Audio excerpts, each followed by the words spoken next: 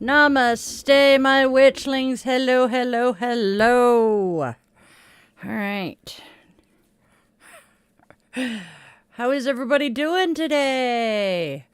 I'm surviving.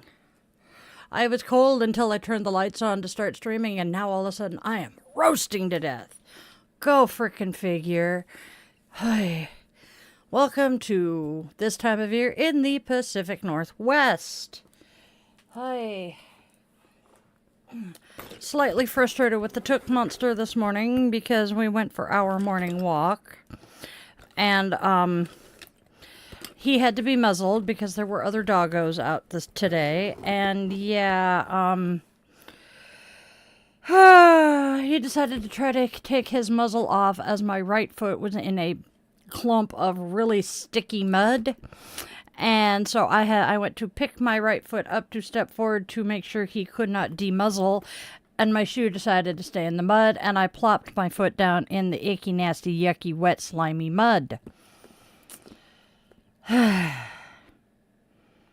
Sucks to be me. Just means I have to wash the Snoopy socks. But hey, you know. And I remembered this morning. Yes, it was dirty mud. Yes. And I realized this morning as I took the blondes out that I very desperately need to put some poop bags onto Sergeant's leash.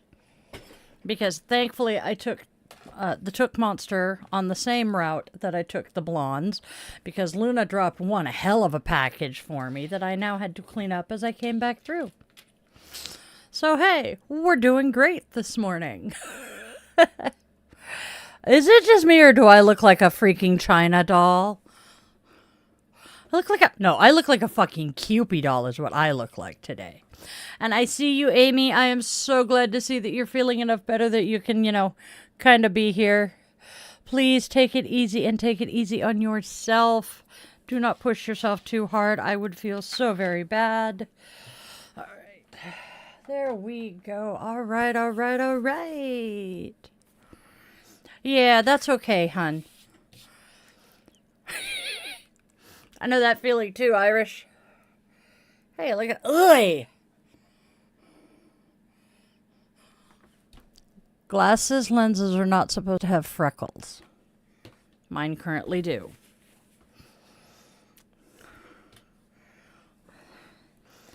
All right. My glasses have freckles.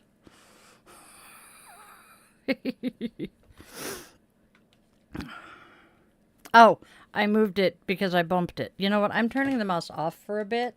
That way I'm not going to bump it and cause problems for you. All right. Okay. Shall we get going? If you want to. Let's get moving. Shall we, my loves? 1 and 1. We'll see.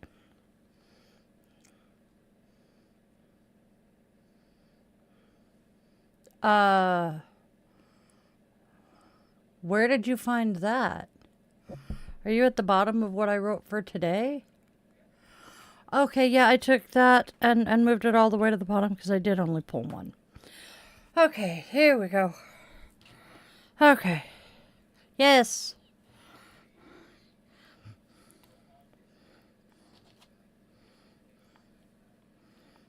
Okay. Roger that. Okay, now that we have...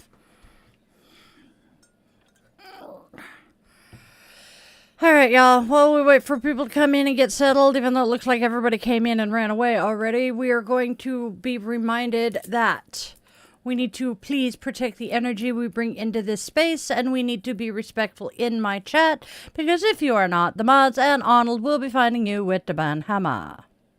Hasta la vista, baby.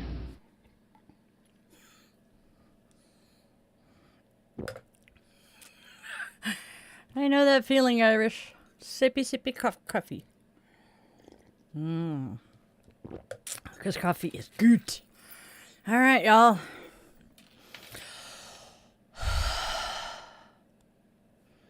I feel like Wednesday Addams with the braids, but you know what? We're good.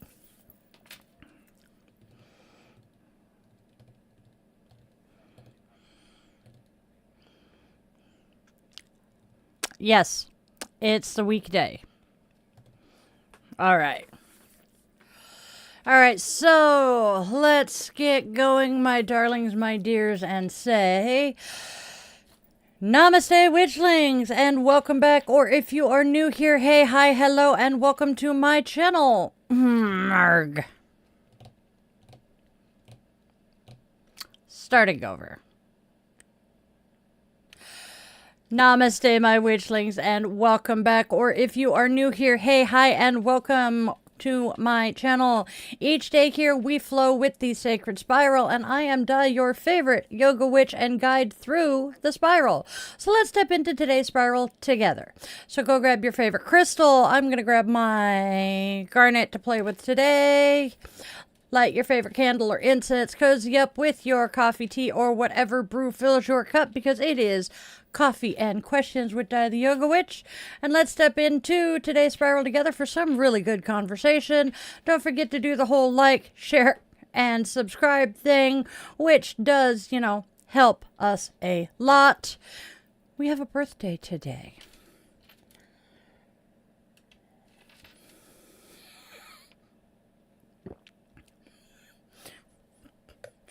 Is your dog playing Roadblock?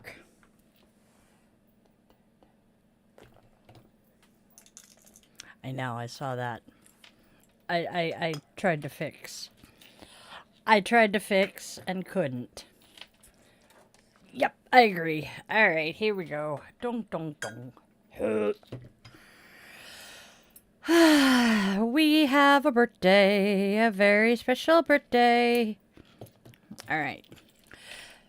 Today is one of my Spoonie sisters' birthday celebration, and Allie, I hope today treats you well, and your little fluffer fur child, too. May your spoons be plentiful, and may your pain be minimal. I love you, kid. So, happy birthday, Allie.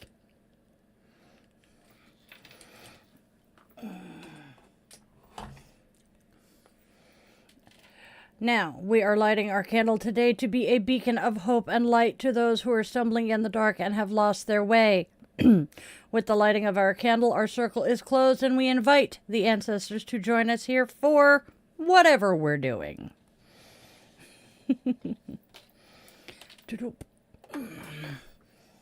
Yeah, chaos is reigning over here. Give me just a second. I have things. I knocked something over. There we go. Strokes. Oh, I had actually edited it that so that it would be current, but that's okay. Yeah. It's not in the park anymore. It's via Zoom.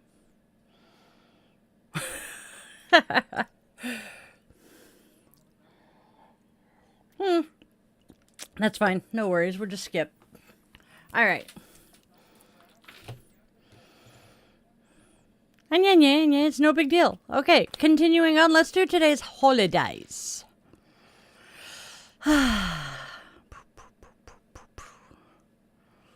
Holiday. Celebrate. And for some reason, I am now channeling Madonna.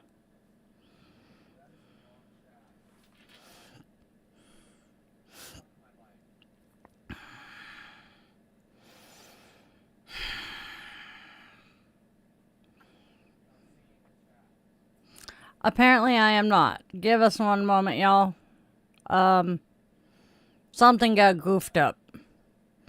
Something got goofed up. We somehow managed to not, get the correct chat going for one of them. So I do apologize to those of you that I have missed. All right, hello spiders on the web. I see a Mimi, I see an Amy, I see Jelly Clit. I like that one. Luffy, thank you. They came from Zenny. I am actually looking into a different resource for them because there are issues with Zenny. I will update the Witchlings. I am wearing my Sunday glasses, not my daily draw glasses. Yes. Okay, I'll change my glasses. It's no big. All right. Let's get going, shall we, my loves? Whoa. Yeah, poor Amy had to go to urgent care. But hey, she is on the mend. That is what matters.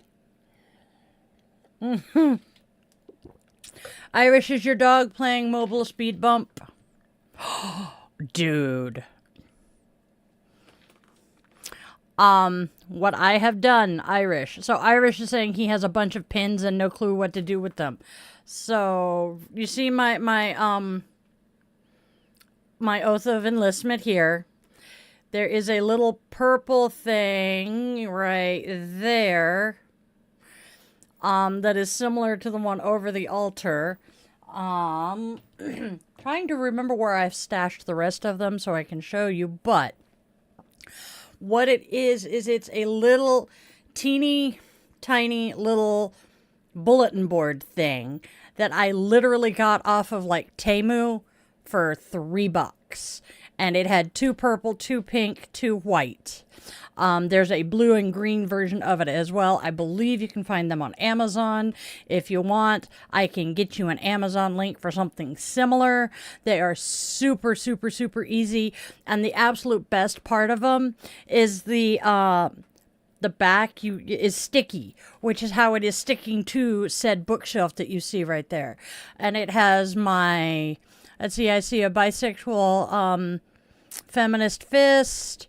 I see a safety pin that says you're safe with me. I see another queer pin, my Pacific Northwest Witches Market, a couple of music, a bunch of Barbies, and my Torrid anniversary pins for my for the years I worked there. Oh, and my Million Veterans Program pin.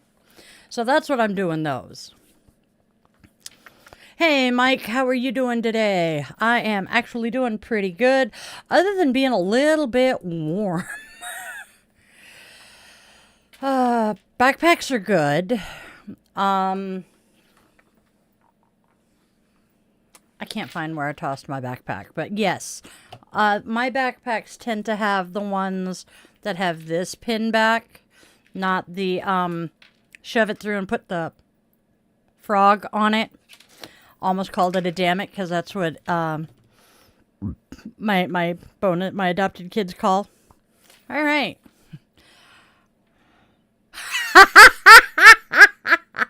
Dude, you have Hot Topic over there? That's fucking cool as shit. I love Hot Topic. It is one of my favorite stores, and it is one of the biggest reasons that I miss working at Torrid, because as a Torrid employee, I got a 50% discount at Torrid, Hot Topic, and Box Lunch. ¿Dónde está? Insta? Okay. Hey, Jason! I don't see you on Insta, but I am being told... I'm being told you're there, so hello, Jason! You know, that is the one thing I resent about the way that we do this, is I get the chat from YouTube, and I can get the chat from Facebook, but not Instagram, and it drives me batshit. Oh, apparently I don't get the Facebook chat anymore either.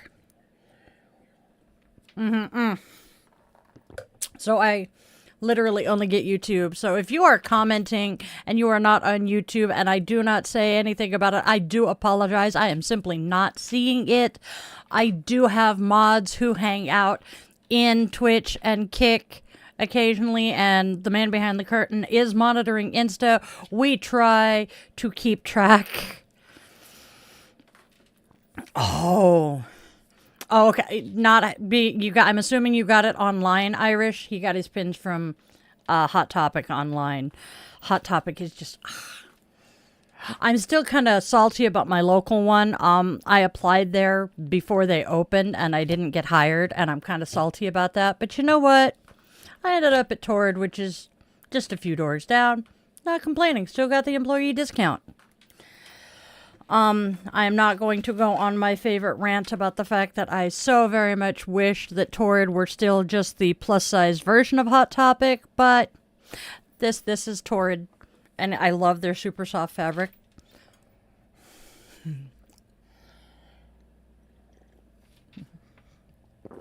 I know there are international Torrid stores.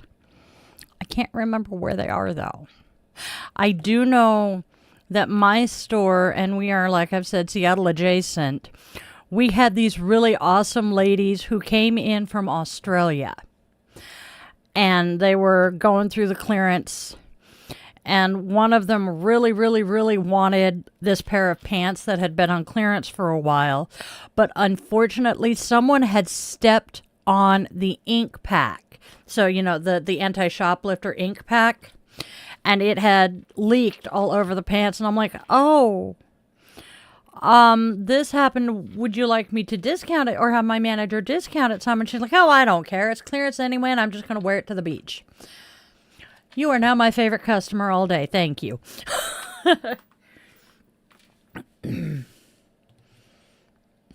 Oh, dude, that is so So not cool, Irish. Irish, as we all know, is in Ireland. Ireland is just great. My friend got cola bottles thrown at them on the bus for looking slightly seen. That is so foobar. Oh, it is It's Sunday. It is Sunday Coffee and Cues, not Bitchin Witch, but goddamn, I want to rant about that so bad. Why can we not let teenagers and young adults just exist and be who and what they want to be instead of expecting them to be fucking cookie cutters of the rest of, adult society? When are they going to be allowed to explore and experiment and to figure out exactly who they are?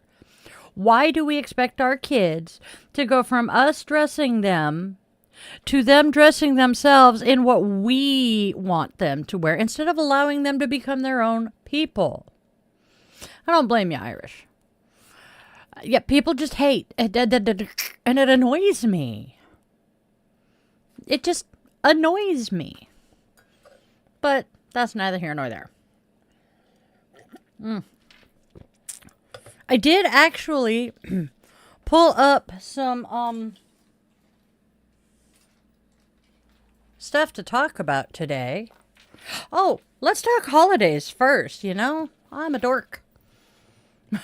I've been hearing him type, so I was chit-chatting. You know what I'm going to do? Okay, you're good.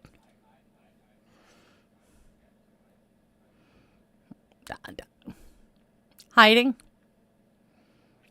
Drag that. Thank you. All right. Yes, actually, it is not abnormal to see things in your mind as you are in the process of doing yoga. All right, let us move on. Holidays. Celebrate. We have 3 holidays today. We have Indigenous Peoples Day, the United States Navy's birthday, and the International Day for Failure. All right. So, today we honor the resilience, wisdom, and living traditions of Indigenous people across the world. This is a day to listen, learn, and unlearn, to celebrate the strength of cultures rooted in reverence for the earth and community. Sounds good for a witchy group, right? Right, good. Moving on. Our next holiday.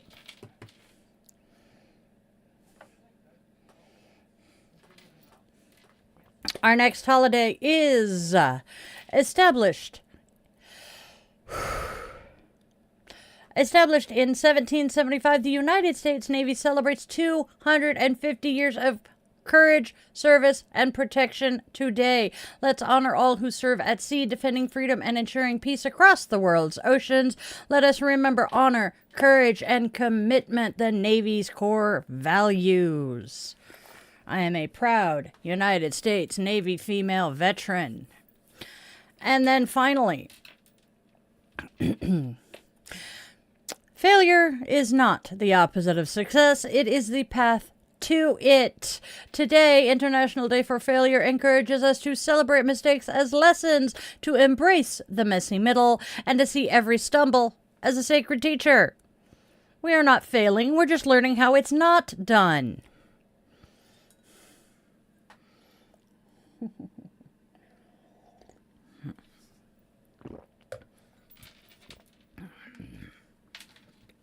Oh, excuse me. Wow, y'all were probably thrilled to hear that. Haha. What's up, babe?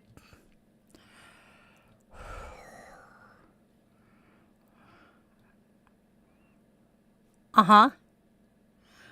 Okay.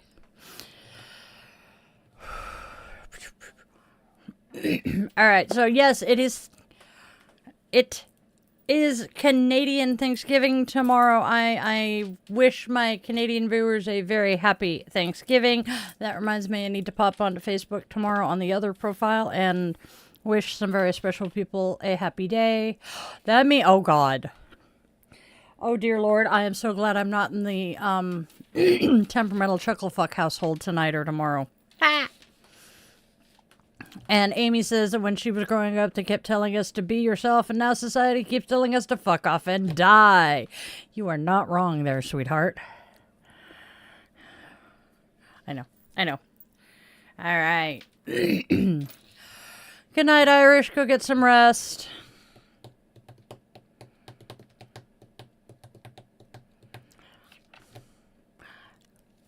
Nope. Welcome to society. I mean, come on. When I was a kid and a teenager, the what would Jesus do thing was like everywhere. They wanted us to stop and think, what would Jesus do in this situation, and then act more like Jesus, right?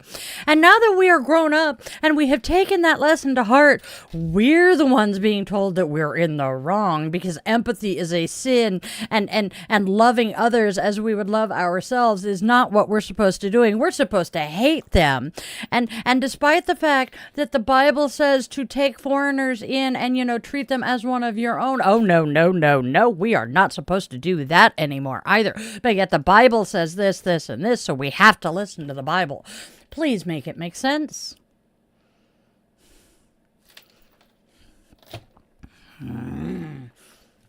I hate people. Go get some sleep, Irish. We love you.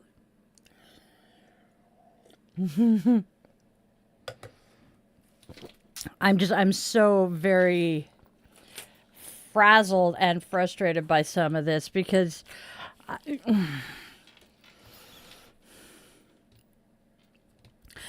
certain members of my family do not understand how I grew up to be the woman I am currently, because they're like, you weren't raised that way. But I was. Irish says he's back after some amazing hostage negotiation strategies. I love that. That actually sounds very much like what my children used to say. Same. But yeah, where did my brain go?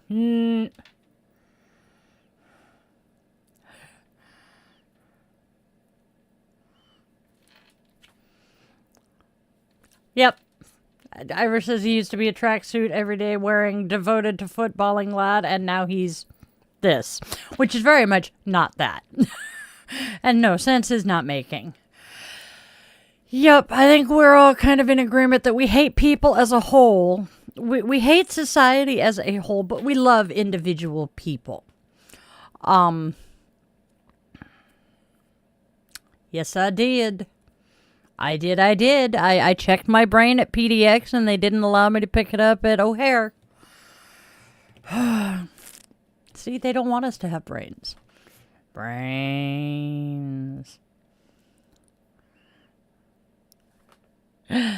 Let's see what else. I did actually grab some things to talk about today. Hare Krishna Gopala. Dude, am I the only one who played Plants vs. Zombies here? Oh my god, that game is so fucking addictive. My poor ex-husband, go get some sleep, Irish. My poor ex-husband, I was late coming to pick him up after work so many nights because I would sit down and play my video games, either Zumba or Plants vs. Zombies, and I would get sucked into it and not realize that it was now time to go get the husband. Oops. Still love those games, though. I just don't have a system that has enough either battery or memory life to be able to play either of them.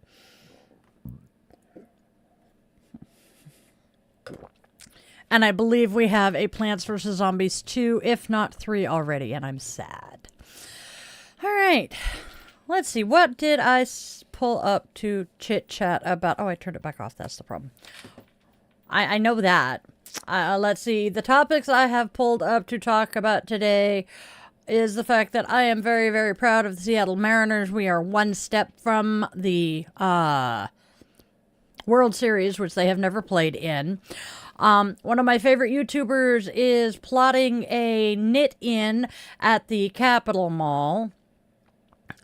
We have some October Cozy Magic. We have some little freedoms that we can talk about the power of small wins. And then because my cat kid is such a Sasquatch fan, and I have to admit I'm something of a believer myself, we've got some Squatch news. And then I think there was one other thing. Oh yes, some Halloween shit to chit chat about.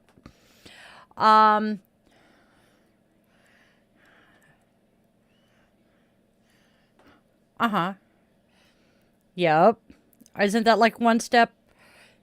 Uh-huh. The championship series, if memory serves. Mind you, I have not watched baseball in a very longest time. It's like one step from the World Series. If they win where they are, in the series they are in right now, they advance to the World Series. Ha! Oh, and we're playing the Blue Jays. Okay. And then goes on to the series.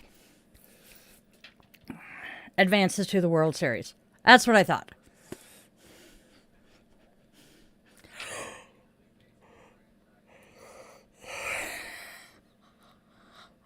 Seriously, I did not know that. And this is the second time. Oh my God. For those of you who can't hear him, this is only the second time we have made it to where we are now. And the Mariners are the only team.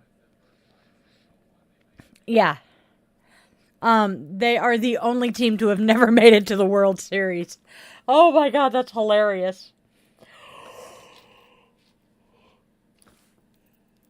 Oh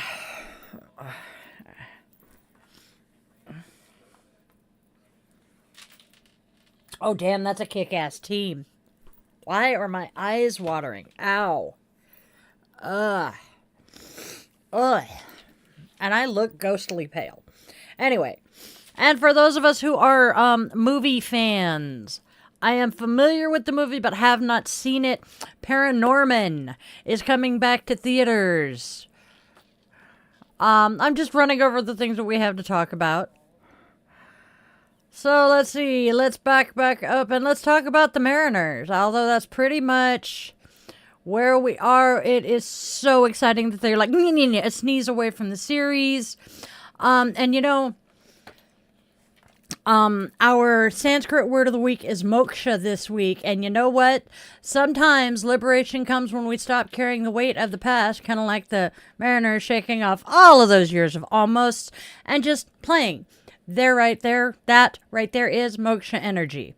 Joyful release. Oh.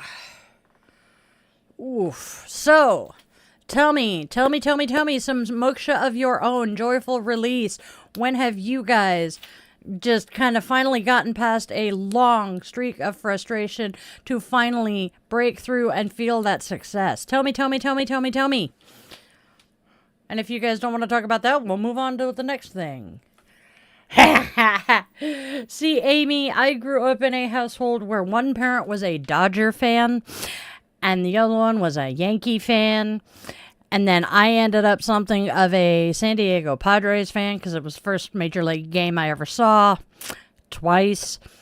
And then now I support the Mariners because, well, I'm in Seattle and the hubby is a Mariners fan. And I am not going to be like my parents. And I am not going to be like my parents and have a household rivalry. No. That does not work well. I'm not into baseball enough to... Yeah, and he's not even a huge fan. Yep, your mom worked at Rangers Stadium. That's kind of cool, though. Your parents have had some interesting jobs over the years. Oh, my eyes are watering. I'm wondering if I got some, fucking something in them. All right. Probably cat hair. All right. Anybody else have anything to contribute here? I'm thinking no, because we don't have a whole lot of viewership right now. Raven is busy, has been recently. I know, everybody poofed. I know. Yeah, it's like we took... we took our break at the end of season, and everybody left, and most people haven't come back since we started back up. I don't know what's going on, y'all. All right, so my next topic is one that I am a whole lot more excited about. Daniela.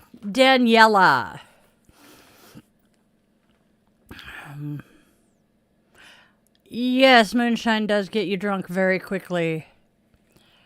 Yeah, I understand not being into sports. So, this next thing, I have multiple reasons for being interested. Because, well, I am a crocheter, and Daniela is one of my favorite YouTubers. So, Knitting Cult Lady is planning women coming together in community and creativity rather than, just politics, because Daniela is plotting and planning and organizing a knit-in at the Capitol Mall on International Women's Day, which I think is freaking awesome as hell. I absolutely love the idea of using fiber and thread to literally weave our intentions into the world, creating some warmth, some beauty, and definitely some connection there. Knitting is a very awesome form of protest.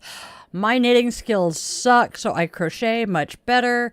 I am actually considering organizing a similar protest here. There are some in my circles who are saying that if somehow we end up with, National Guard troops in Seattle, we are going to go do a knit-in, and I love this idea. So what kinds of crafts and creative outlets do you guys have, that help you find some peace or express joy, or, what is your power color when you are doing your arts and crafts? We all know mine are pink and purple.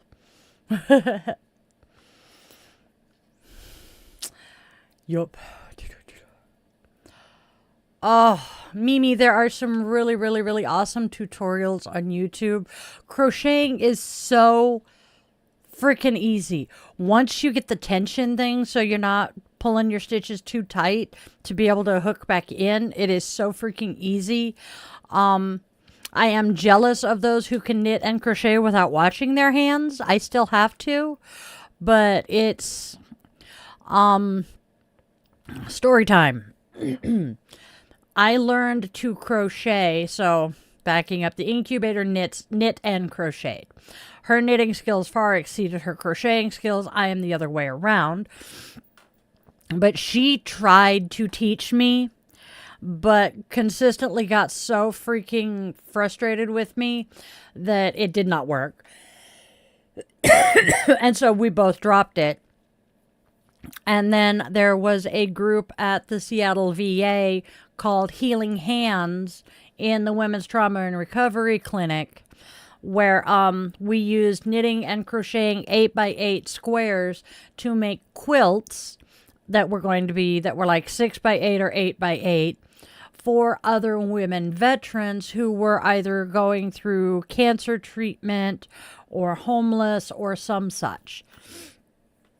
And in that group, I finally learned to crochet, and I absolutely love it. I can make granny squares until the cows come home.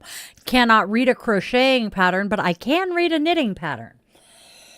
I have vague memory of how to double crochet and some of the other stitches, but doesn't have to be perfect. It just means I can never make amigurumi or anything like that, which is kind of a bummer. No, it wasn't that she was sabotaging me, Amy. It was just, I wasn't picking it up as fast as she wanted me to, or I had too many questions about it, so I frustrated her, and she would start screaming at me, and yeah, it would just devolve from there. Baby blue, baby pink, and black are Mimi's power colors. I like it. Knitting and crocheting with black, though, is so difficult, especially if you wear glasses or have any impediment to your vision.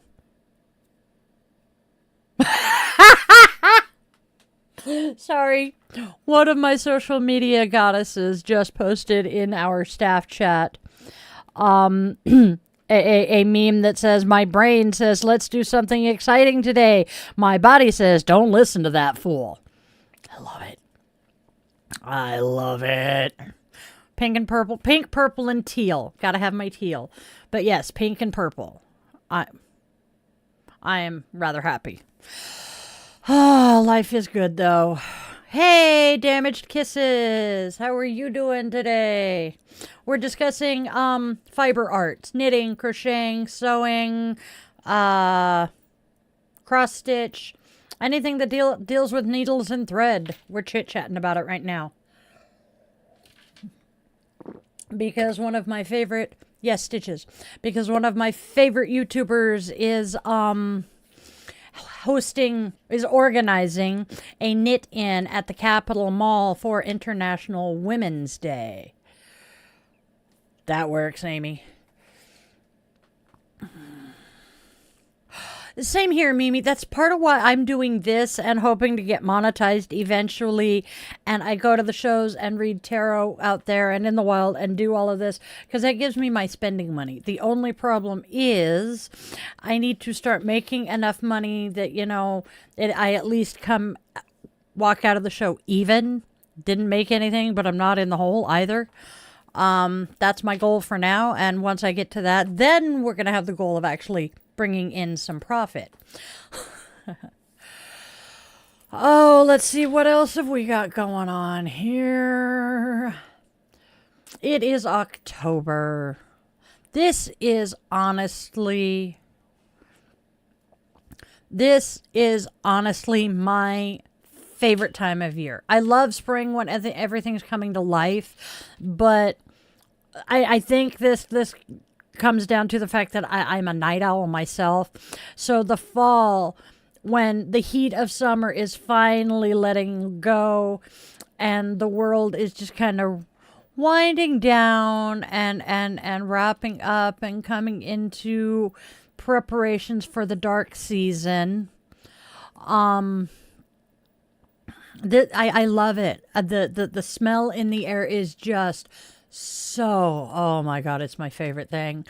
The leaves falling. One thing a smell that I miss because it's not legal here on the West Coast is burning leaves. Oh my God, that smell is so good. And it's just, It just seems to be the time to cozy up with a cup of tea. Chamomile is one of my favorites. Or cinnamon apple tea. And light the yummy smelling candles like... Whoopsie, didn't mean to bump that. My apple cinnamon candle. It had a wood wick, but the wick would not stay lit. So what I do with it is when I finish my coffee and I no longer need to keep my coffee on the cup warmer, I'll set my yummy smelling candle on it.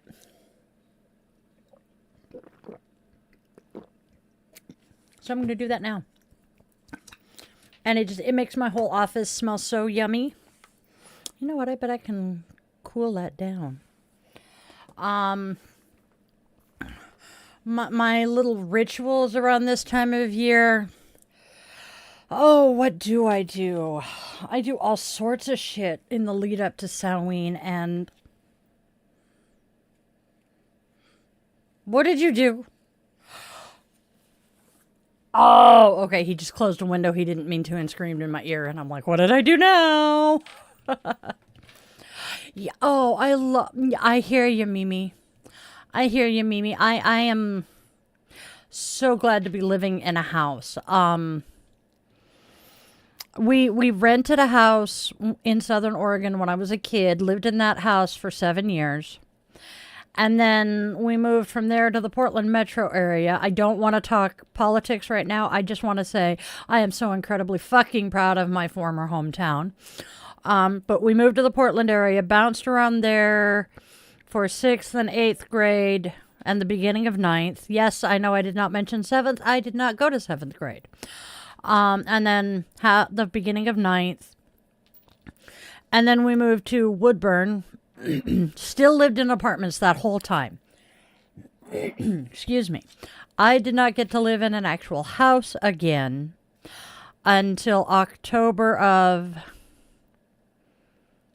97, when I moved in with my ex-mother-in-law in basically Anaheim. I could watch the Disneyland fireworks at night from the front yard. Lived in Navy housing for about 8-9 years. Moved into an apartment with my parents. And then we got up here and I finally got to live in a house. And I am so glad my kids got to grow up in houses rather than apartments. Because let me tell you what. You try to raise 3 children who are on the spectrum and are all 3 prone to screaming meltdowns with at least 1, if not 2 parents who are also prone to screaming meltdowns, living in an apartment without getting the cops called on you. It don't happen. So I'm so glad that we lived in houses. And Mimi says she's too loud for an apartment and gets up way too early to clean and stuff in an apartment. Because, yeah, I really wouldn't want my upstairs or even downstairs neighbor running the vacuum cleaner at 8 o'clock in the morning. I would be pretty livid. But I was also that neighbor. I would be the one running my vacuum cleaner at like 10:30 at night. So fair is fair. I am so jealous. It would be so freaking cool to be able to see NASA. But yeah, so my ritual circle here in my office smells a whole lot like cinnamon, apple, and some oak leaves right now. And every time I light one of my ritual candles, like this little friend, the entire space just kind of hums with energy. It is so fabulous. And I know it's the fact that the veil is thinner between the worlds, and so energy is more capable of swapping energy back and forth. Yeah, well, your upstairs neighbors at 2 a.m. You guys are still awake at 2 a.m. I'm totally not surprised someone's grinding coffee at 2 o'clock in the morning. Amy lives with the eldest of our cousins and her family. So, yeah. I used to feel so bad. Man behind the curtain used to work a 6 a.m. to 2 p.m. shift. So I would be getting up at 4:30, 5 o'clock in the morning to go grind coffee to make his morning cup of coffee. And I would feel so bad doing it because to me, that thing was so freaking loud. I was convinced I was going to wake the kids up. And I didn't have to wake them up until 6:30, closer to 7. Actually, maybe it was 6-ish. Because, yeah. They had to catch the bus at like 6:45. So, yeah. Mimi says first time in Florida, they took her to see the cruise ships, and those ships are bigger than on TV. Me driving next to a freaking aircraft carrier at Naval Air Station North Island. I would drive alongside them and just be going, does it stop? So grateful nobody in my immediate family ever got stationed on an aircraft carrier. Gator freighters were bad enough. But yeah, I have never felt so minuscule as I did cruising down the road next to one of the carriers. I can't remember which fucking carrier it was, though. Maybe it was the Independence, but I cannot remember. I don't know what fucking carriers were stationed at North Island at that point, and that bothers me. Was it North Island? Yes, had to be North Island. 'Cause, yeah, they were at North Island because they would get their planes and the ship there at North Island, and it was all Gator freighters, frigates, and destroyers at 32nd Street. Okay, we're good. So, because of the fact I've told you, my thing is, my apple cinnamon and my pumpkin spice scents. Hey, John, good to see ya.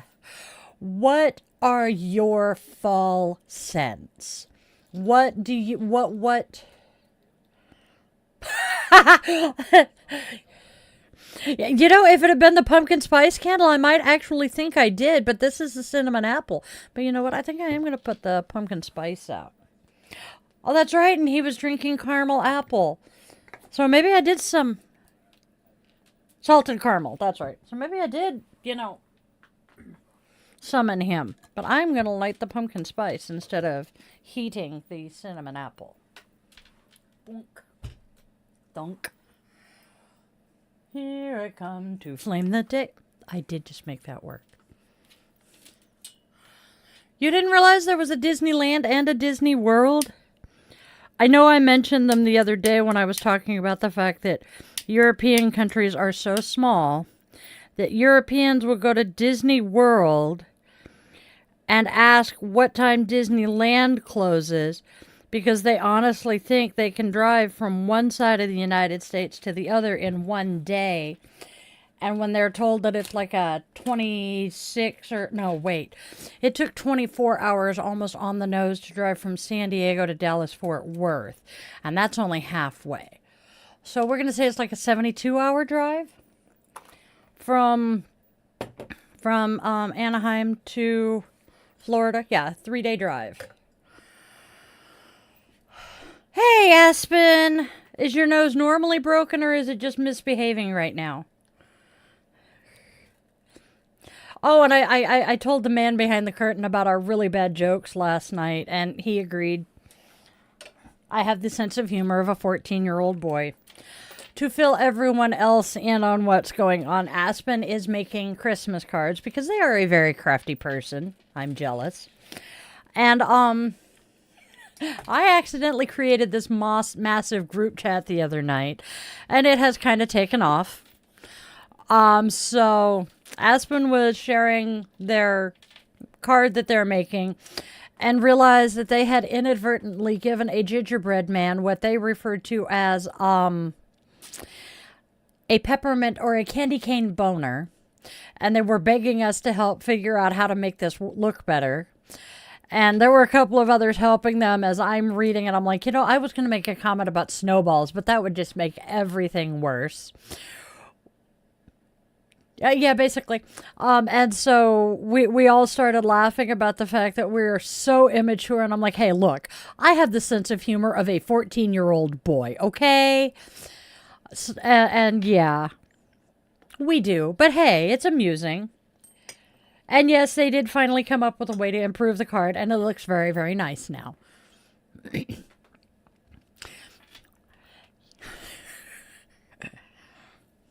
You have the body of a 21-year-old and you really need to get rid of it because it's starting to smell. John. Yep. I like to say that physically, chronologically, I am 47. My body feels like it's 87 and my brain is stuck at 14. So, yeah, well, depending on which personality you're talking to, but still. Yeah. And I see a cat in the long chat, in the wide chat.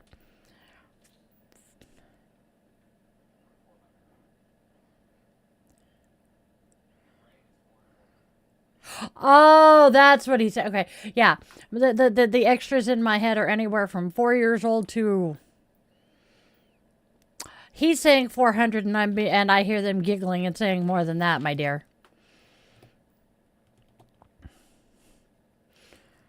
Ooh, I want to do. See, Aaron, who is busy right now, but Aaron doesn't do astrology. Sort of. Give me a second to get my thoughts into some semblance of order that will make sense. So, Erin, who is a house streak day, the owl person that's in here, she's my soul sister. She does her tarot. That would be hilarious. She does her tarot with numerology, and oftentimes the numerology will be, she takes the day and does the numerology and finds out what number day we are in, and then translates that to the tarot, and then she reads the tarot that way. I don't understand exactly how she does it, but it's really freaking cool to see. No, I cannot get those thoughts in order either, Amy. It's really cool to see, and I want to figure out how she's doing it, because I know there are other people who also do the astrology and tarot together. Oh, okay. Ah, okay. You filled it, now you gotta go empty it? Okay. Body of a 90-year-old, brain as a 10-year-old, and your mouth is a twink. Yup. I know that feeling too. All right. So this week's Sanskrit word of the week is moksha. Give me half a second to pull up my little thingamajigger about that. Please be patient with me, because I am a dorkfish sometimes. What the hell did I just do? There it is. What are you doing? All right, there, October, week 3, because we are cutting the cords this week. Finally, took me long enough to find it. Okay, so moksha is liberation, release, freedom, emancipation. In a spiritual context, it refers to freedom from the cycle of birth and death, samsara, but also more generally to freedom from suffering, ignorance, and attachment. Okay? So, what is one small way that you have felt free this week, bringing it to, your moksha, freedom through laughter, movement, saying no to something, or even just letting go? And I see, where did Hazel pop in? There's Hazel. Hi, Hazel. We are doing fun shit here today. Another one of my YouTubers that I watch is back. She took a month off. Apparently she's publishing a book, but before she left, one of her characters had just given birth. And her skit yesterday was the brand new mom with a brand new dad who's basically stay-at-home mom.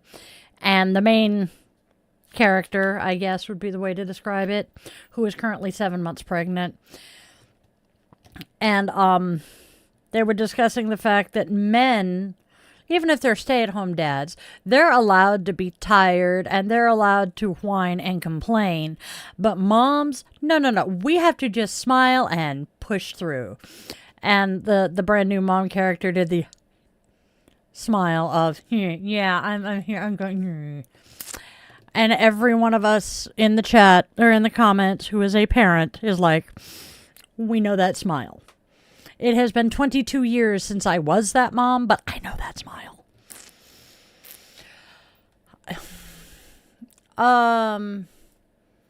So is the man behind the curtain. He's been complaining about a headache today. But so what is one little freedom that you have had this week? My freedom would be going to the Gen X takeover and just being able to let loose and laugh and giggle and be obnoxious, or what a lot of people would consider obnoxious, around a whole bunch of other people who were exactly the same way. That was my freedom. Oh, Amy. Your body is a temple, well worn and in need of remodeling and a fresh coat of paint. I am itching for some ink. So, yeah. Oh, that sounds awesome, Hazel.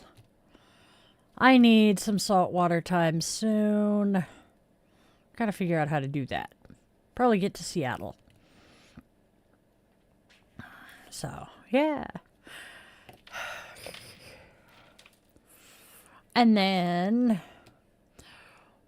what mini victories have we had this week? Has anybody managed to get up early, try a new recipe, finish a project, or let's see, what is my win this week? I know I did. What is it that I was celebrating the fact that I did? Cooked dinner.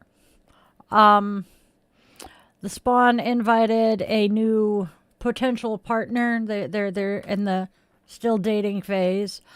And he invited this person over inadvertently for dinner, dropped this knowledge on me as I'm cooking dinner. And my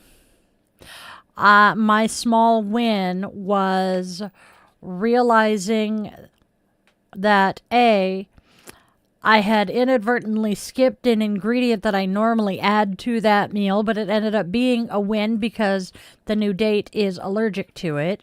And B, well, because of the fact I'm used to cooking for a small army, I had made enough food for his friend to enjoy dinner with us as well. Those were my wins this week.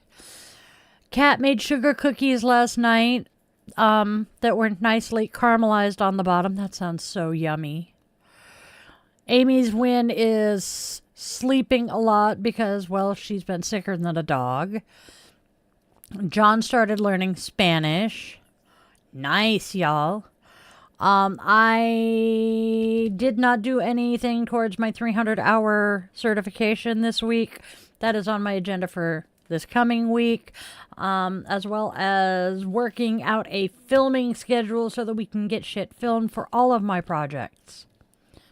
Spanish or vanish. That is true, Amy. Those cookies do sound good. I am going to make banana bread today, too. We ended up with a nice shampooing the carpets is definitely a win there. We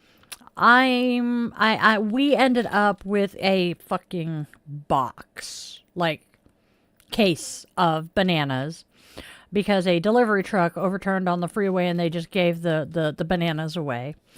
And as they were turning brown, I'm like, cool, we'll make banana bread. So I picked up banana bread mix. It already had the banana in it. Grr. But I have another box of it, so I'll be making that probably today. That is awesome. John had his first lesson with the tutor, and the tutor was very, very encouraging, especially considering his language learning insecurities. Yeah, I can understand that. Knitting Cult Lady, who is facilitating the knit in the capital, was showing us the prototypes for her knitting needle swords. By the way, I'm going to want a set. I know this. And said that Knitting Cult Baby, who is 10, mind you, 9 or 10, saw them and immediately snagged them and ran off with them to start knitting with them. And Daniela's like, now, mind you, this kid never practices. And she did this, and she showed us this little thing like this big that was absolutely perfect stitches.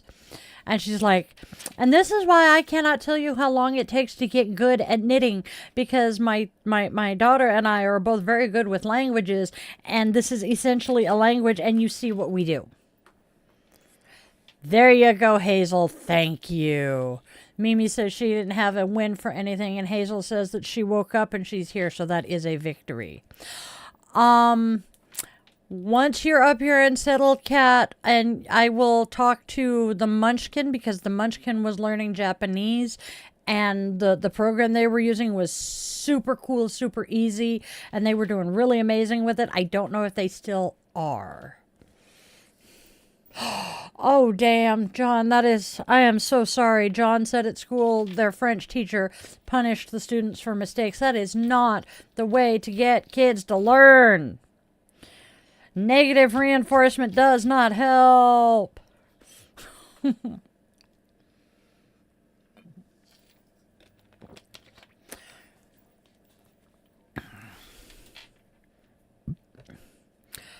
Yeah. Amen to that, Kat. Yeah. The man behind the curtain is saying there's a lot of mistakes that he has made in his life that he doesn't anymore because they were literally beat out of him. And that enrages me because there are parents who do that and teachers who do that. The Princess Bride in French. So, my little bit of French knowledge, and this is why I can still remember how to pronounce things as I read them. I took French in the 1st grade, and we did Goldilocks and the Three Bears. And I was Goldilocks' mother, and I can still remember Goldilocks' line that was the trigger for mine, and then my line. And that's it. All right, we have some more fun shit to chit-chat about. And I know Kat's not here to participate. My cat, not Amy's cat. Yes, I have been. So the reason I was chit-chatting, the reason I was chit-chatting about teachers, Kat is saying that some people should not become teachers because way too many people who do not like kids become teachers. Yeah, my Amy is saying she would always say bye to her French teacher with adieu to annoy her because she would always insist on au revoir. My 5th grade teacher would dismiss us for the day with au revoir, mon amis. And she would say something else, but it always started with au revoir, mon amis, and she would say something else at the end of it. All right. Ooh. So. Oh, no, we're fine just figuring out whose cat we're talking about. Cat is offering to go by another nickname, but no, we'll keep Cat and Cat. It makes life more entertaining this way. Yeah. I will see. I will check that, Mimi. I know you did. I just don't remember what. Oh, yes, I remember what it was about now. But we will talk soon. Okay. So. We have some Sasquatch news today. Oh, okay. We will figure it out, Kat. We'll talk. There has been indigenous reframing of Sasquatch in Guardian of the Land, which is coming out. It's a new OPB short film, and it is going to premiere on October 12th, which I think is today. That is reframing Sasquatch, not as a monster, but as a relative, a protector, and a teacher of the land, centering indigenous oral histories and wisdom from the Columbia River region tribes. This is absolutely fascinating to me, having grown up, in Oregon and now living up here. Here is our question. How might seeing Sasquatch as a guardian change how we relate to wild places and the unseen?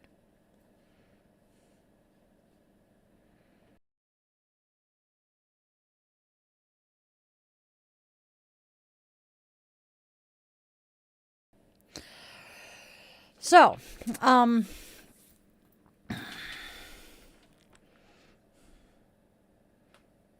cabins.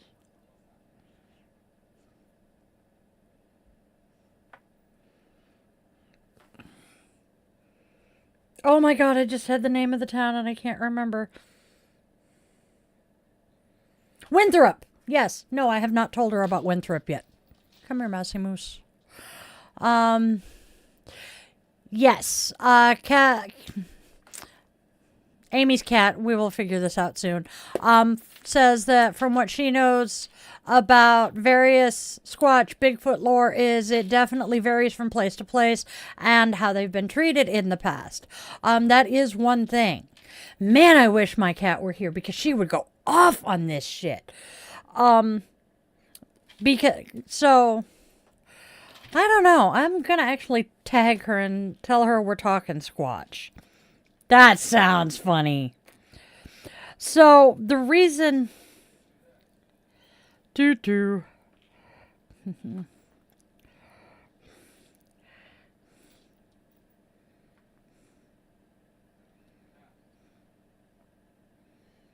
Meh. Meh.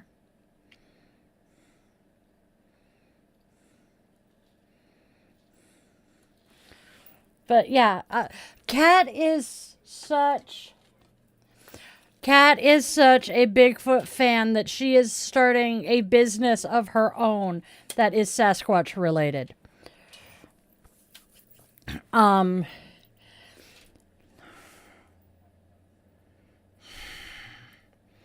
So we're going to go ahead and pop over, and we're reading one tarot and one oracle today. We're going to pop over to those, and then I want to come back and talk some more Sasquatch shit. Shall we?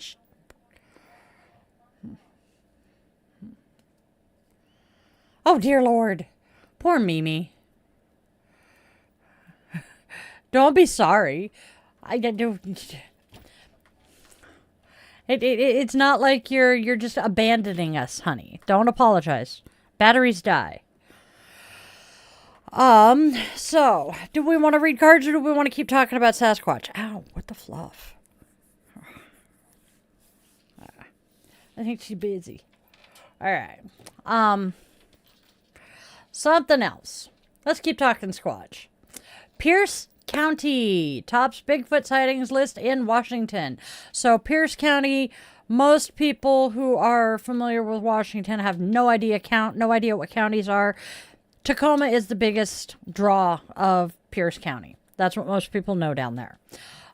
So according to ongoing research, Pierce County has the highest number of credible Sasquatch reports in Washington, and there have been 84 of them over the past century. So this is actually kind of impressive. That's almost one a year.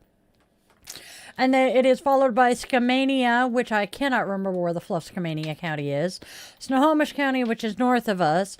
Lewis County, which is east of us. King County, which is where I live. And Grays Harbor County, which is northwest of us. So what you guys might know, well, Amy does live in Sasquatch country, but the rest of you might actually be living in or near more Bigfoot County than you realize, other than those of you in the UK. And I know that Sasquatch and the Yeti, i.e. Abominable Snowman, are related, and I know that there are similar cryptids worldwide. I just don't know what the ones in England and Ireland and Scotland are. It's not that we gotta have our creatures, it's that these things have been seen and talked about worldwide, but we don't know what they are. Amy says she used to live with a Sasquatch who had small feet. Yeah, because his older brother had, the biggest feet in the family. I lived with a Sasquatch who was dubbed Sasquatch because, well, boy was rather furry when he popped out. He still is kind of hairy. So we jokingly call him Bigfoot. I got my picture taken at Disneyland with Chewbacca. And I had freshly dyed my hair red. And my darling big brother looked at the picture and looked at me and went, "So which one of them's Chewbacca?" Why did it take me so long to figure out my family hated me? I don't know. Let's see. I think this is my... Oh, nope. This is one of the more interesting Sasquatch tidbits I found today. There is a Bigfoot trap in Oregon that is now basically just kind of a landmark. In the Rogue River Siskiyou National Forest, so southern Oregon, there is an old wooden Bigfoot trap that was built in 1974. It obviously never caught a Bigfoot, but now it is a novelty along a rather popular hiking trail, and it's a quirky piece of cryptid folklore. We are all big on cryptid folklore. I think, but I'm not positive, Mimi, so let me look. Minnesota Sasquatch watch.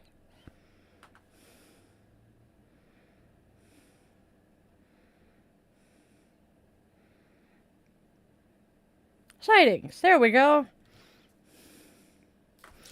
Minnesota, particularly the remote northern areas, is the subject of numerous alleged Sasquatch sightings and investigations, with the town of Remer being known as home of Bigfoot due to frequent reports and a tourism draw.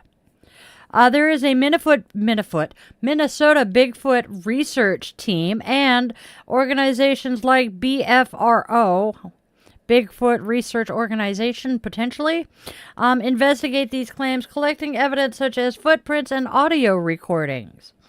So there's Remer, Minnesota, Chippewa National Forest, St. Louis County, and then the research and evidence is the Minnesota Bigfoot Research Team, Bigfoot Field Researchers Organization. I was close. So, yeah. Oh, actually, the Animal Planet show Finding Bigfoot actually filmed an episode in Remer. Yeah, but this would be St. Louis County in Minnesota. I am going to look up the Missouri. Beef roast, yep. Doink. Ta-da-ta-da. Missouri.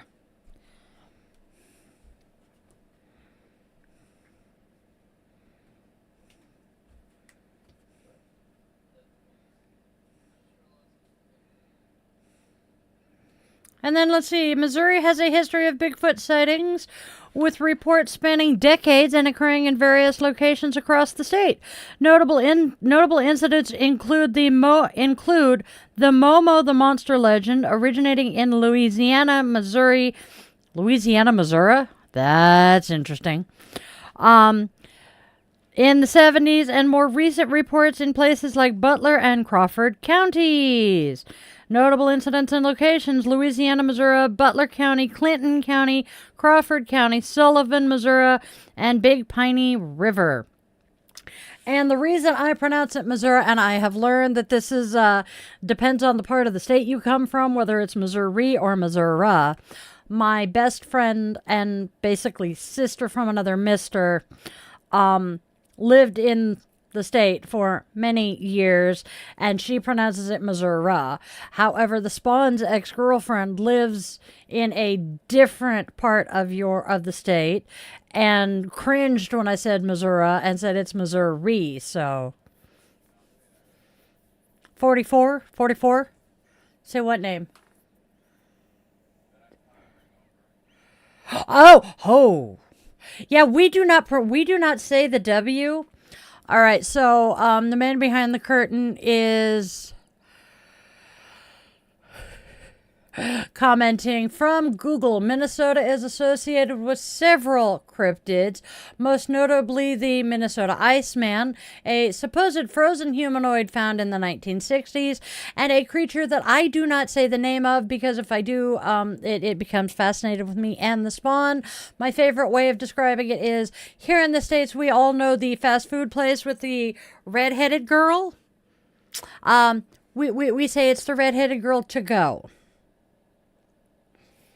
Or the redheaded girl drive-through. There we go. And I'm sure y'all can figure that out. And that is an indigenous cryptid. John is saying if the aliens ever land in London and ask them to take them to their leader, there will be terms and conditions. I can't say I disagree with that one. Yeah, he says they need to take him and do cruel experiments on him. I'm pretty sure John dislikes the current. And then Mimi is saying, in response to what I was reading, that she didn't know all about St. Louis County is in the Duluth area. Thank you for that. Yes, I don't. Kat is saying the man-eater one, and then also the shape-changing witch you don't say the name of, or whistle at night. Yes, no, I do not speak either of those.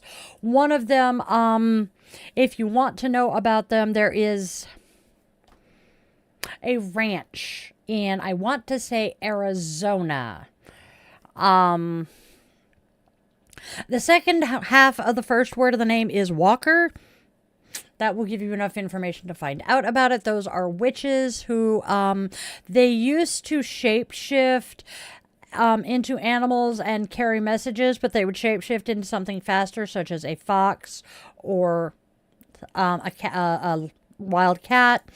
Yeah. So that is why that happened. And then for something happened, and they ended up not. I can't remember the details. I will. Kat wants to know our history with the other critters. Basically, our history with some of these critters is the fact that my poor darling spawn has Comanche blood and a Cherokee name, and then was born from me. So I cursed that poor child.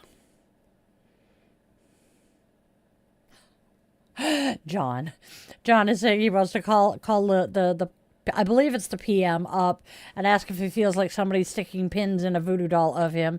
And when he says no, wants to say, how about now? My thing with voodoo dolls is I want to know who has my voodoo doll, and I would really like them to scratch my ass when I am in public and it itches, because, well, it's not appropriate to do that. Or scratch my back, you know? Give me a back rub and scratch my back so it'll stop itching. And now my brain is replaying the scene from Teen Witch. Give me a second. I need to give you a year when that was released, because it explains a whole lot of the cheese in this movie. Teen Witch. One of my favorite freaking movies. 1989, and the actress who plays the main character is actually Blake Lively's older half sister. But Teen Witch, this girl has a crush on a boy, and chaos ensues. She ends up going to see a fortune teller to, find out if anything interesting is going to happen. And the fortune teller discovers that she is the reincarnation of this big badass witch, which just brings all the more fun into it. There are some really awesome scenes in it, such as the rap battle with Take That. It's great. Yes, John. It is very much cheesy enough it could be an ingredient in a souffle. Amy is asking if voodoo isn't a closed practice. You are absolutely correct. Yes, voodoo is a closed practice. But for some reason, people seem to think that voodoo dolls are okay. I don't get it. I personally will not fuck with voodoo because no, thank you. I don't know enough about it to be able to do any of it safely. I have not been initiated into it. The closest I have gotten is, hold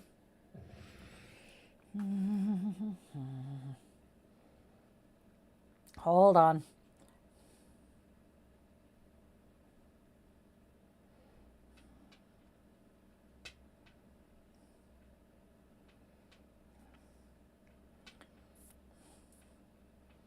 It's not voodoo. It's something else. Oh, Centuria. There we go. But my adopted sister was initiated into Centuria to an extent, but unfortunately the loved one who was teaching her about it passed away before she learned much. Witchy 101 is going slowly because of the fact we are trying to figure out when to film some of the stuff that we need to film. Ah, yes. Let's see. But, something else. So what relics of belief, like physical monuments to magic, exist in your area? Such as John, being in England, has access to Stonehenge. I'm here in Washington, and we have all sorts of shit up here. Hell, Snoqualmie Falls, just down the road, is technically a sacred space. We have a Buddhist temple here in town, which obviously would have its shrines. But we have stuff like that all over, and I love it. But voodoo, yep. Let's see. This is one that I want to find out more about. And considering it's Salish, it should be close. We are celebrating. Yep. Kat says St. Louis, Missouri. They have toasted ravioli, which is basically a religion.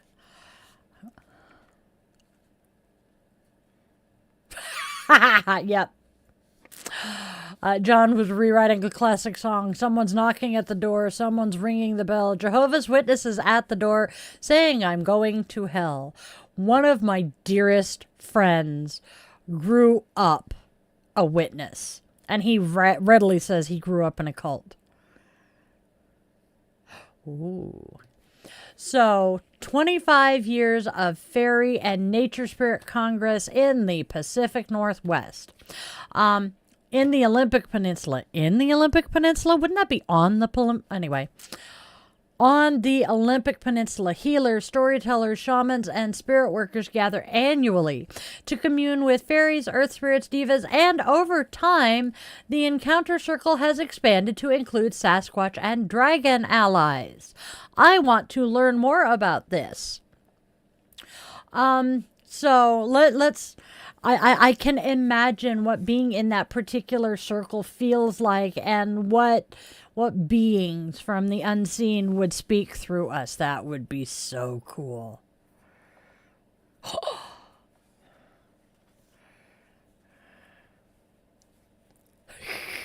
Yep. I know. Okay. All right. Sorry. Let's see. So I mentioned Paranorman is coming back. That is kind of cool. What Halloween themed films are you guys wanting to see on the big screen this October? I don't even know what all is coming out this year. I do though kind of want to watch the final Halloween. Good to hear, John.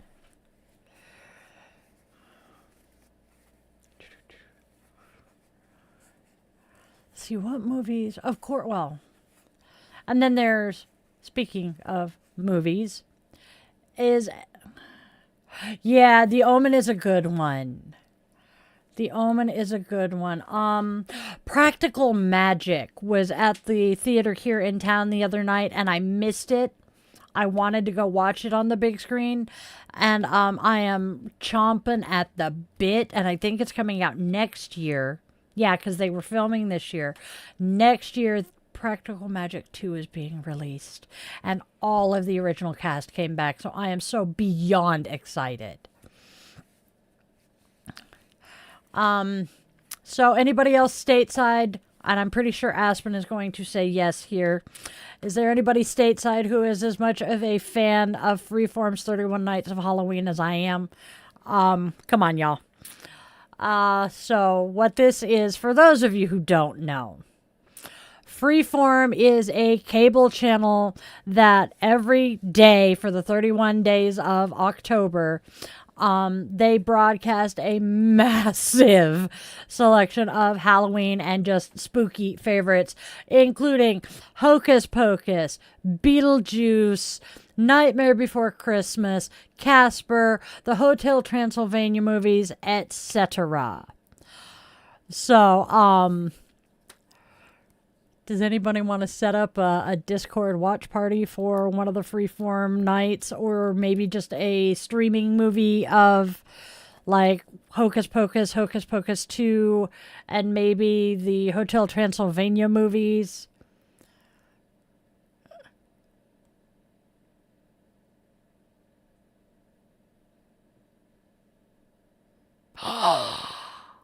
Oh my god, the man behind the curtain found Witchy Films 9 magical movies you need to watch. Oh, and whoever wrote this blog wrote one about 10 witchy pagan novels. That one sounds fun. Alright. Oh yeah, thank you, I love you. Let's see, pagan movies are on, yep. Alpha. Okay. Experience the incredible story of how mankind discovered man's best friend. While on his first hunt with his tribe, a young man is injured and left for dead. Awakening to find himself broken and alone, he must learn to survive and navigate the harsh and unforgiving wilderness. It is a visually immersive film set during the last ice age. That sounds like a really good movie. It's literally so heartwarming, and I say that as a cat person. Okay, that makes me want to watch. Chocolat, which is a Johnny Depp film. I remember it coming out. I did not know it was a witchy movie. Kitchen witchery. Wood.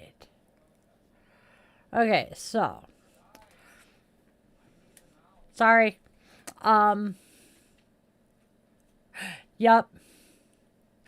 So Friday went well and they want John back. I'm happy to hear that. Halloween he's going to be doing readings. I have not entirely decided what I am doing on Halloween. We're going to try to share the screen we're looking at. I think that's what he's doing. Dump. All right, dump.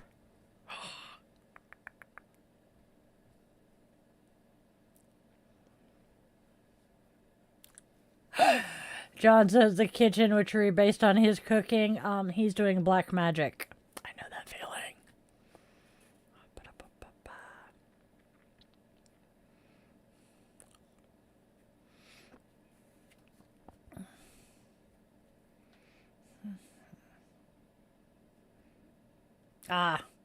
So those of you on Portrait aren't going to be able to see this.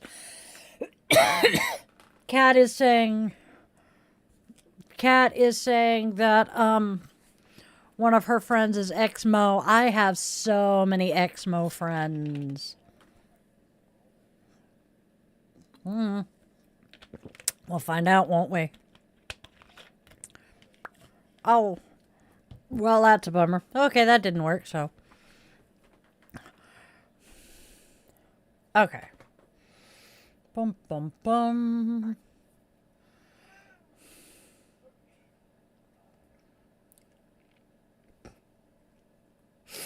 John says that when he hosts dinner parties, the Who declares the dining room a disaster zone. I love it. Amy is saying she's ex-Mo, as in ex-Missouri. Does that count? I have learned from my friends who are former Mormons that is how they refer to themselves, ex-Mo. All right. Let's see. Doink. Meow. One of these days I will remember that I'm, in the middle of doing something when I meow back at the cat. Where are you, baby cat? Come here. Come here. Come here. Come here.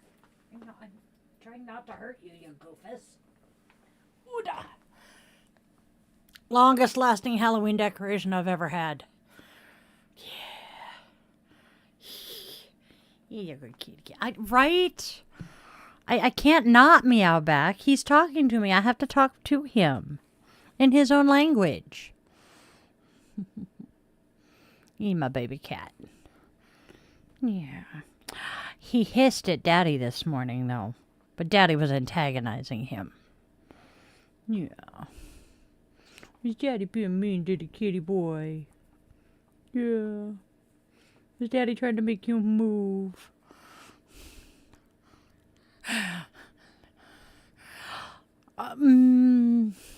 Maybe she'll find her voice eventually.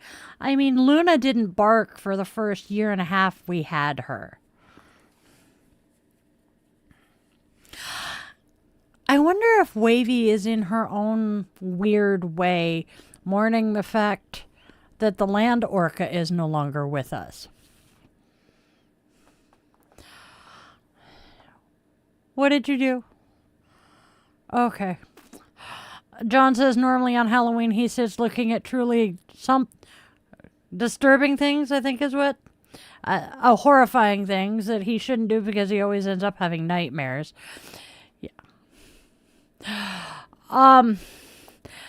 My witchy baby in Missouri, they're actually in your area, Kat. You're not too far apart. Had a tuxedo kitty that they referred to as a land orca because at one point he was rather rotund. But he was such a good cat. We loved Shadow. John. Oh, so she does have a voice. Normally I can come up with the name of the town where Aspen lives. I will connect the two of you. But yes, you were saying that your mother didn't like the idea. No, not yet. You were talking about the fact that your mom didn't want you driving up here alone, so she wanted you to take her or your brother with you. And I'm like, I actually know somebody. Aspen's dad lives up here by me. So, hey, I may connect the two of you and you guys may make a road trip. She just doesn't mew. Aspen has a new ESA whose name is Waverly. And Waverly doesn't talk much. Just snorts. Oh, and there goes the candle. It's okay.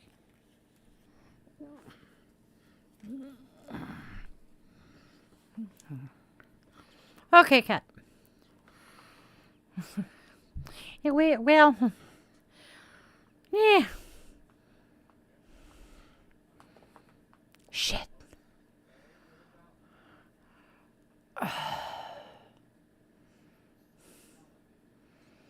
Hadn't had a chance. No.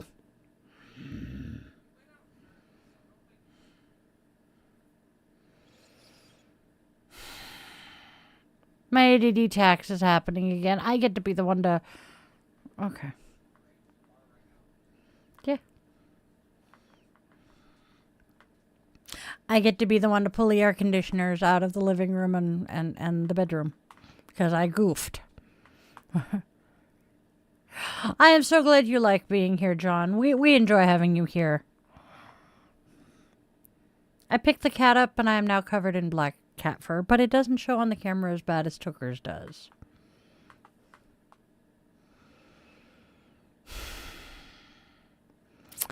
Let's see what the cards I pulled today have to say. I know what they say, and there's a reason I'm kind of putting it off. But let's go see what they say.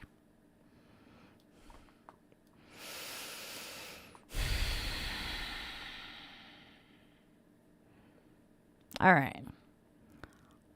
So first. Oh, wait. I forgot something. Oh, there goes the kitty. No, I was recording.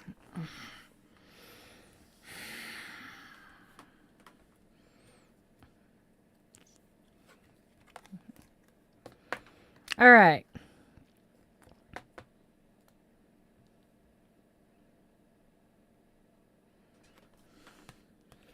So we have one of each today, and it's not super duper positive. Our oracle card is inevitable. And then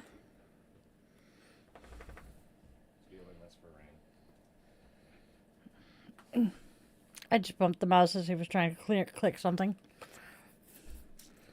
And then today's tarot card is the Six of Rods reversed. And the Six of Rods reversed says that, well, we are fighting some defeat, shattered hopes, and loss. And combine that with the inevitable. I'm thinking that it's kind of inevitable that we are going to be dealing with this. And so our affirmation to go with this: even in endings, I am being set free Moksha reminds me that loss is not destruction, it is liberation.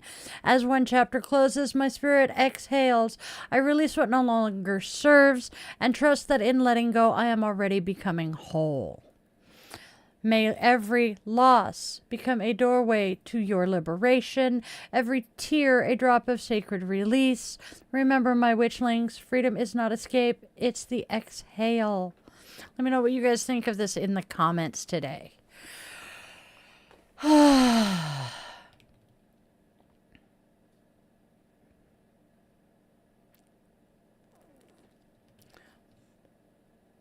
the artwork on my cards, John? I know. I love them.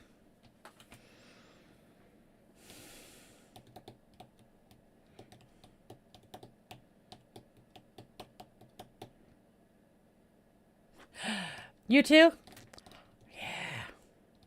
We've had a rather trying couple of days up here, a rather difficult conversation with family members on Friday, and just a bunch of stuff to deal with right now. So yeah, it's kind of in the air right now. Oh, hot. Oh.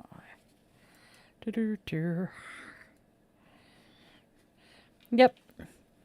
Yeah, as the man behind the curtain says, it is fall, and the holidays are coming up. So we are coming into the time of year when people are going to go toes up.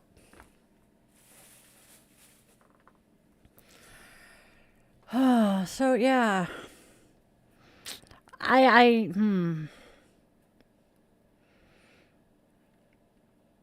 have a weird feeling this year. I don't know.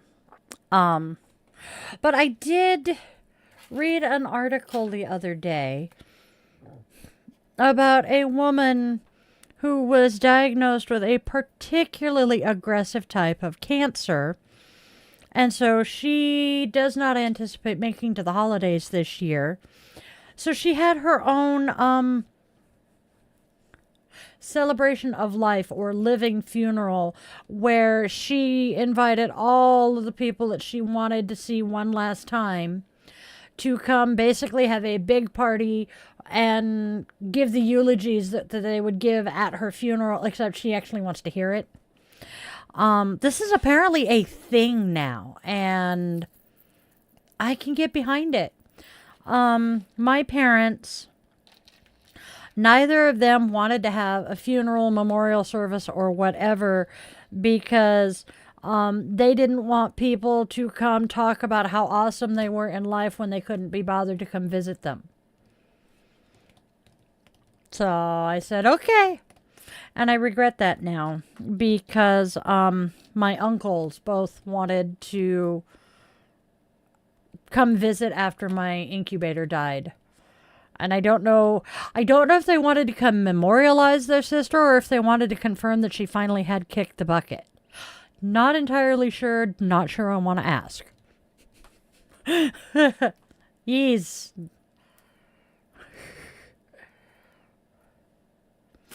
Butterflies for Christmas sounds good. Yeah, I know, Amy. Most of us who knew her well would not have said that, but she had that side of her that people really did think she was a really cool, really awesome person. I mean, anytime that she could be the center of attention somewhere, she was the life of the party, and everybody thought she was so nice and so sweet and so awesome.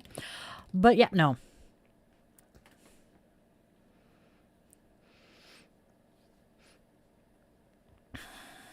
Yeah. 3 years? It's been 3 years for what, John? I'm curious. Losing a parent? The man behind the curtain and I are butting heads a little bit, because he is, and understandably, pre-mourning his parent because their health is deteriorating. And, I do but don't get it, because my relationship with my parents was not great. Let me know. So it's I had mourned my dad much the way he is already by the time we lost him, but it was weird. And then when the incubator died and I realized I'm an orphan now. Wow. That was an interesting realization.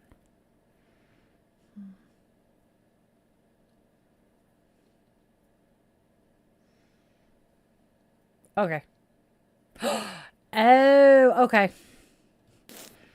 Dude, ice, Portland. I'm trying not to talk Portland much right now, or talk politics right now, but oh my God. I was watching, I don't know where, I saw it on freaking YouTube, but I cannot remember which freaking Portland news channel was doing the interview. There is a group across the street from the Portland Ice building who are giving away the inflatable costumes if people want to come get them because, well, the fact that federal agents pepper sprayed the frog suit has pissed people off to no end. And B, the fact that they're insisting that it's chaos and insanity in Portland and all of this shit. And the videos are all showing like 10, 15 people in fucking inflatable suits. I mean, they got a unicorn, they've got Reptar, they have an entire group. There's the frogs. 1, 2, 3 there. There's like 3 to 10 frogs at all times. And it's just amazing. Costumed protesters. Oh, please give me the page back for just a second so I can read it. Costume protesters in Portland defied description of the city as a war zone. Dancing frogs, peacocks, and unicorns outside the federal immigration building present a joyful contrast to the Trump administration's portrait of the Oregon city, they say. The picture here on the article is a fucking capybara. Yes. And Gritty, there's the frogs. It's great. It is freaking awesome. I am so proud of Portland right now. Because instead of doing what Chicago and LA did and fighting back, no. Portland is living up to their motto of keep Portland weird. There are people sitting there knitting and crocheting and sewing by hand. There are people playing ukulele, singing This Land Is Your Land. There are people handing out carnations. There are people reading protest poetry. I mean, oh my God, they've got a panda bear and a couple of unicorns and a blue dinosaur. I have seen Reptar, the dinosaur dragon thing from Rugrats. Yeah, she is. Oh, she got blue hair. He's saying that the unicorn, I think you guys can see right now, with the purple unicorn has blue hair. Yeah, if you're on the landscape feed, you can see it. The kid who was in the frog that got pepper sprayed, though, he's like, I've had spicier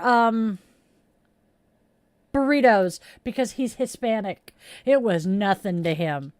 But my huge fear here is if it were something like, if it were to happen to me during an asthma flare, I would be fucked.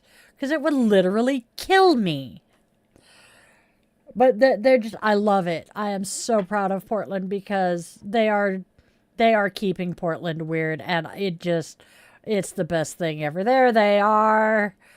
The panda bear and the unicorns and the peacock. It's great. And it is so completely off the wall and the polar opposite of what Chicago and LA did when, The fascist cheater decided to try to set the military on American citizens. Uh-oh, uh-oh. Uh-oh, uh-oh. What am I missing?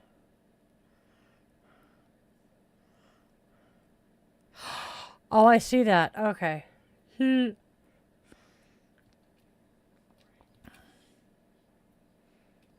That's bizarre. Oh, yay. It's glitching at us again. I know you love capybaras, Aspen. That's part of why I pointed it out. I know somebody to... Now what? I'll give you your go-gurt once we're done, okay, baby cats? Oh, I got the butt. I got the tail. I got the butt. I get in the scritchies.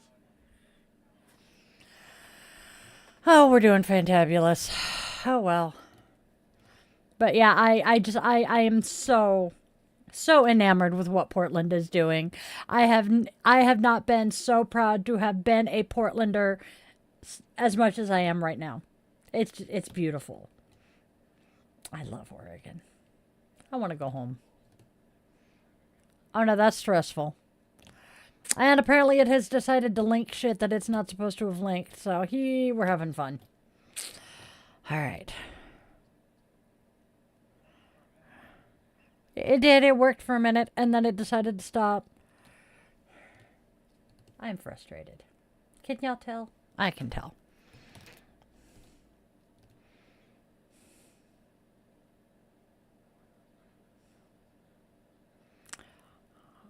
I am trying to remember why. Oh, Friday.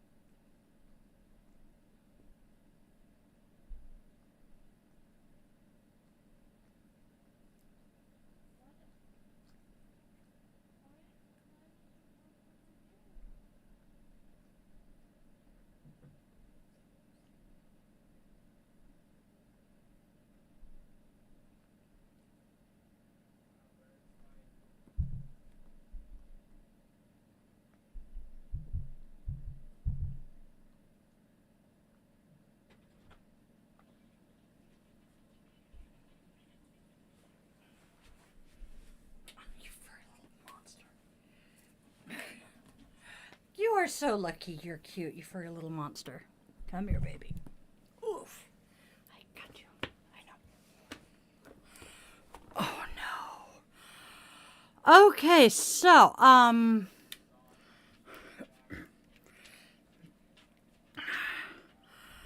alright, y'all. Oh, well.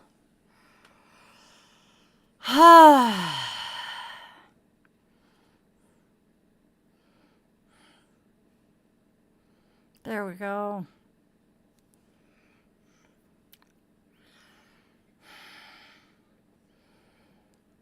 It just completely decimated everything he had set up. So I think, whoa. I know. So I think what we are going to do now is, well, we were close to time to wrap up. Anyway, we had 10 minutes. Okay, we can keep going for 5-6 more minutes. Because you know what I'm going to do? Yup.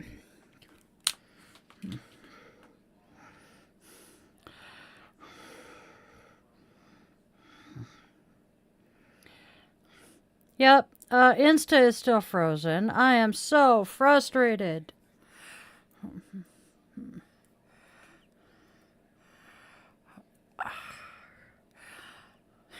We keep John company on the way home. I like that.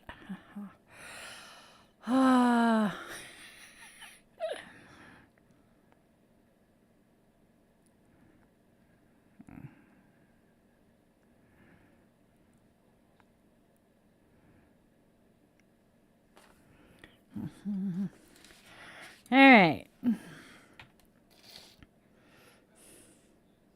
Oh, here's...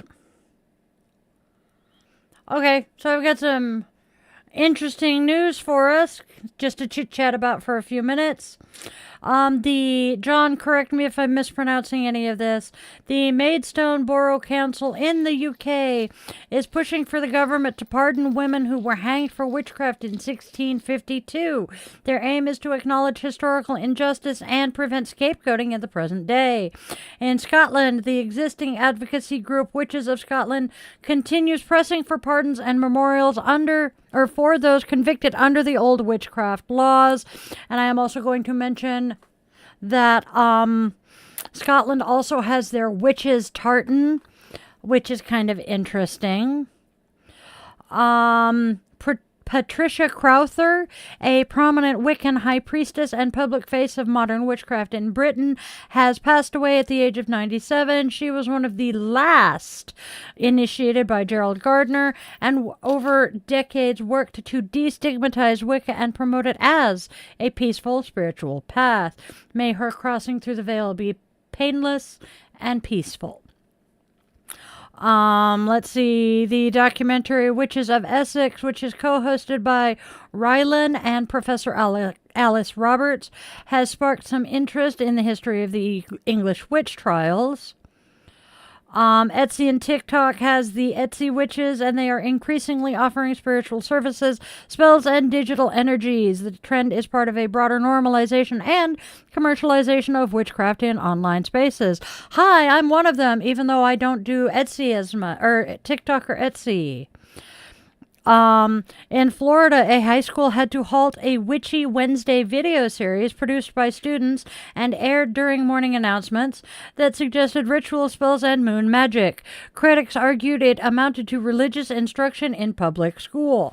No, the witchcraft aspect, the spells, the rituals, and the magic is not the religious side, so they were not violating the separation of church and state. And I'm sorry, if they want to put Bibles in our classrooms, why can't we have witchy shit in the announcements?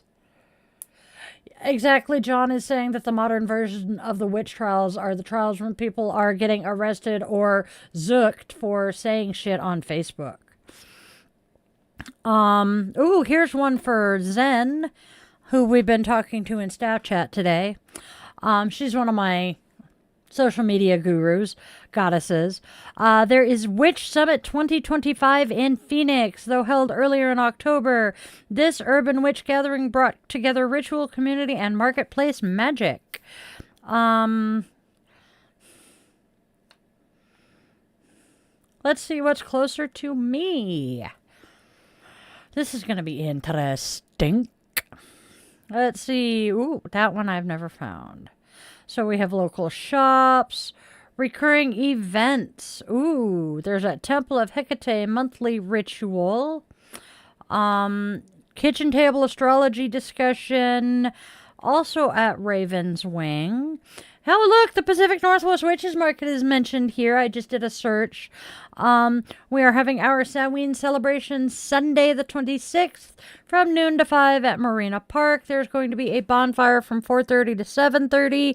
I am hoping to be able to make it to volunteer for that one. There is Halloween stuff in Snoqualmie. Oh, interesting.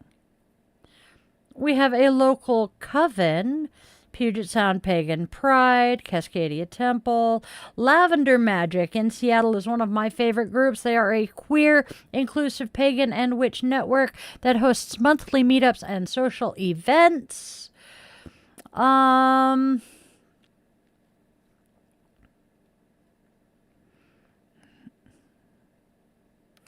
Let's see, what else have we got?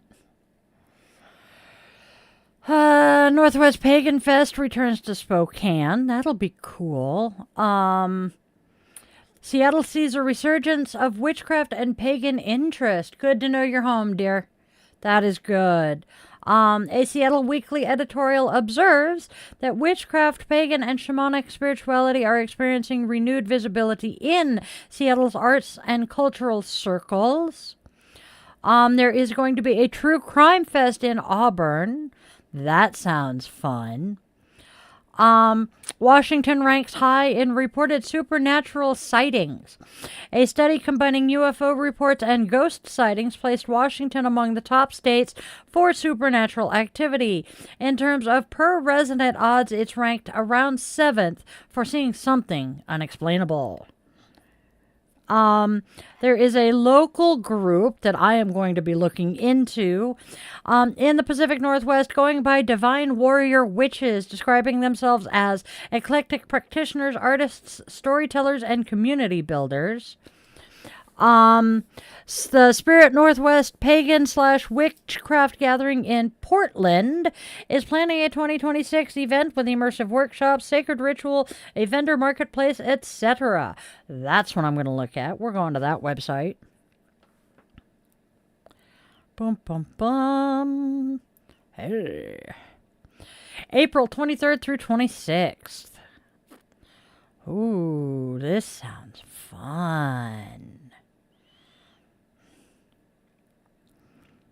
Oh my gosh. Ooh, applications are open for the vendor market. Crafts, books, witchy artifacts, readers, Reiki, and more. Oh, wow. Altar walk. Journey through sacred spaces with altar walks where each step connects you deeper to the divine and the elemental spirits at Spirit Northwest. Oh, hells yes. We are going to be looking into that one more. All right. And look at that. I have yammered at you guys for 10 more minutes. John is home safe and sound, which makes me feel much better. Do you want me to keep yammering while you finish that, babe?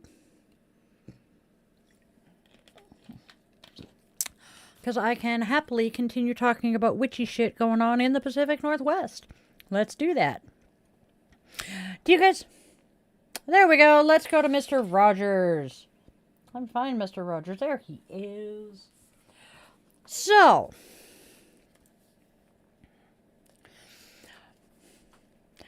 Our Sanskrit word of the week is moksha, which is about the letting go, right? Today's Mr. Rogers quote actually slips right into... Let me start over. I didn't realize he was going to record. So, this week's Sanskrit word of the week is moksha, which means letting go and freedom, etc., etc. And the Mr. Rogers quote that I found for today fits right in with that theme. Mr. Rogers says, one of the strongest things we have to wrestle with in our lives is the significance of the longing for perfection in ourselves and in the people bound to us by friendship or parenthood or childhood. My interpretation of that is moksha. We need to let go of that desire for perfection in those people. That's our moment of Zen for today, my darlings. That's our Mr. Rogers quote of the week. Oh my good gods. Where's my brain? In Chicago.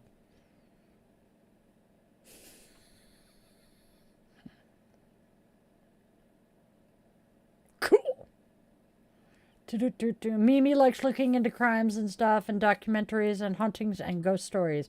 We need to chat, Mimi. I need to know what streaming services you have. Cause yeah, I have some suggestions. Hey, Amy. Yerp. No, it was one we glitched. You know, it might help if I put my eyes back on. I might stop squinting at the screen. There we go.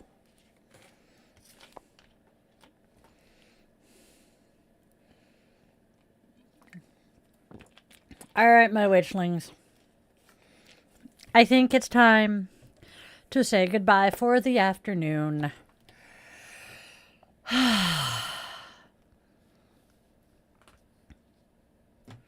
You know, the one drawback to having my new mat for my desk is I no longer have just a mouse pad. So my mouse can be anywhere from clear over here to clear over there. And I'm like, where's the mouse? I'm having a good time, ain't I? All right, my witchlings. The candle done already expired, so we will simply energetically open our circle and extend our eternal gratitude to the ancestors for being with us today. All right, my friends, and we have this. My beautiful witchlings, as we close our circle today, let's take a deep breath with me in through the nose and out through the mouth.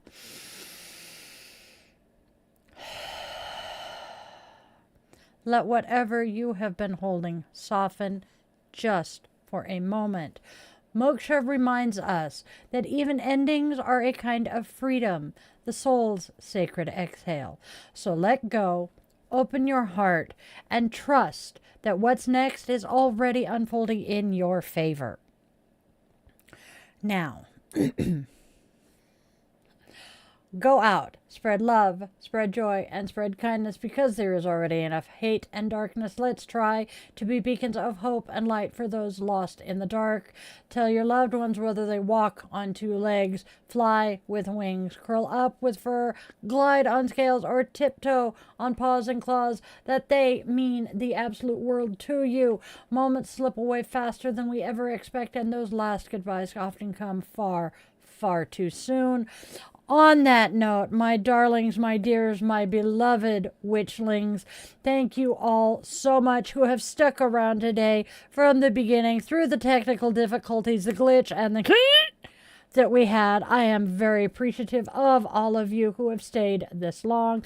And since you made it this far, hey, let's do the whole like, share, and subscribe thing. Please be sure to hit the bell.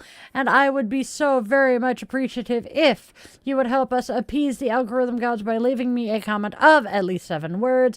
As Amy has said a couple of times now, hey, look, die, I made it. Works if you can't think of anything else to say. All right. Now go out and have a fantabulous magical rest of your day or night wherever you are. And please always, always, always remember that you are loved, you are wanted, and you genuinely are needed. Your purpose here is real, even if you have not discovered what it is yet. I was 45 before I did. I love you guys all to bits, and I will see you all soon. Check out...